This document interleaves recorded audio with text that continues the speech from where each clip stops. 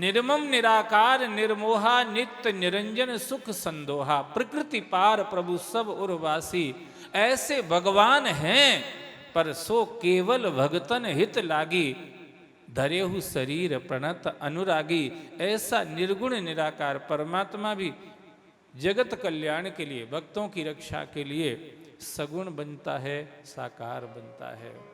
उसी निर्गुण निराकार का संसार पहला सगुण रूप है महाराज। ये जो दुनिया दिख रही है ना, ये उसी भगवान का सगुण रूप है, ये सगुण रूप है महाराज।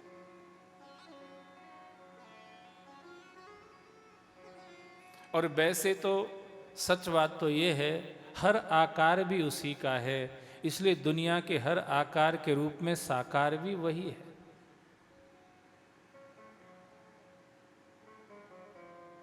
साकार भी वही है हमारा।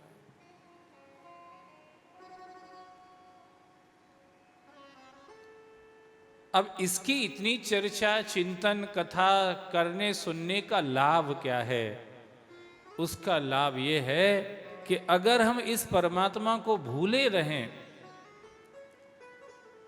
तो फिर हमें माया दिखती है, और माया का सामना होते ही हमें तीन तापों में जलना पड़ता है। दैहिक, दैविक, भौतिक, तीन तरह के तापों में जीव जलता रहता है। अब जलता है माने कष्ट उठाता है, परेशान होता है, दुखी होता है। और कोई को कष्ट अच्छा नहीं लगता, दुख परेशानी अच्छी नहीं लगती। हर आदमी इनसे छूटना चाहता है, छुटकारा पाना चाहता है। तो वो कैसे हो सकता है? बोले भगवान ही ऐसा तत्व है जो इन तीनों तापों से परे है। अगर उसी परमात्मा की प्राप्ति हो जाए, उसको उसकी पहचान हो जाए, उससे प्रीति हो जाए, उससे लगन लग जाए, तो जीवात्मा इन तीन तापों से छूट जाता है महाराज। अब बताइए, भगवान की जरूरत सबको है कि नहीं है? सबको जरूरत है महाराज। गरीब से गरीब, पैसे वाले से पैसा वाला, मूर्ख से मूर्ख, होशियार से होशियार,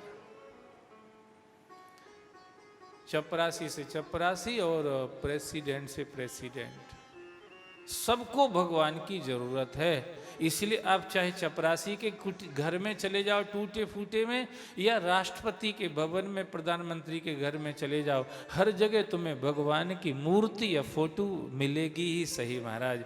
इससे ये साफ दिखाई देता है भगवान की जरूरत सभी को है। क्योंकि तीन तापों से जलने वाले जीव को अगर कोई छुटकारा दिला सकता है तो वो ईश्वर ही है।